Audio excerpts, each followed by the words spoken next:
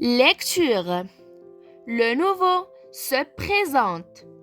Un nouvel élève se présente en classe. Il est tout troublé. Le nouveau était un gars de la campagne, d'une quinzaine d'années environ, et plus grand de taille que nous tous. Il avait les cheveux coupés droit sur le front, comme un chantre de village, l'air raisonnable et fort embarrassé, quoiqu'il ne fît pas large des épaules. Son habit veste de drap vert à boutons noirs devait le gêner en entournure et laissait voir, par l'avant des parements, des poignets rouges habitués à être nus. Ses jambes sortaient d'un pantalon jaunâtre, très tiré par les bretelles. Il était chaussé de souliers forts, mal cirés, garnis de clous. « Levez-vous » dit le professeur. Il se leva, sa casquette tomba. Toute la classe se mit à rire. Il se baissa pour la prendre. Un voisin la fit tomber d'un coup de coude. Il la ramassa encore une fois. « Débarrassez-vous donc de votre casquette, » dit le professeur, qui était un homme d'esprit.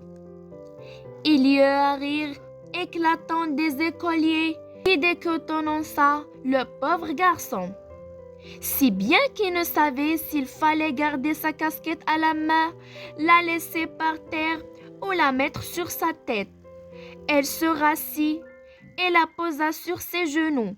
« Levez-vous, » reprit le professeur, « et dites-moi votre nom. » Le nouveau articula d'une voix bredouillante un nom inintelligible. « Répétez » Le même bredouillement des syllabes se fit entendre, couvert par les huées de la classe.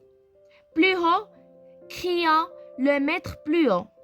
Le nouveau, prenant alors une résolution extrême, ouvrit une bouche démesurée et lança à plein poumon, comme pour appeler quelqu'un. « Charles Bovary !» Ce fut un vacarme qui s'élança d'un bond avec des éclats de voix aiguës. On hurlait, on trépignait, on répétait « Charbovie, Charbovie !» Cependant, sous la pluie des pensumes, l'ordre, peu à peu, se rétablit dans la classe et le professeur, parvenu à saisir le nom de Charles Bovary, se l'étant fait dicter, et relire commanda tout de suite au pauvre diable d'aller s'asseoir sur le banc de paresse, au pied de la chaire.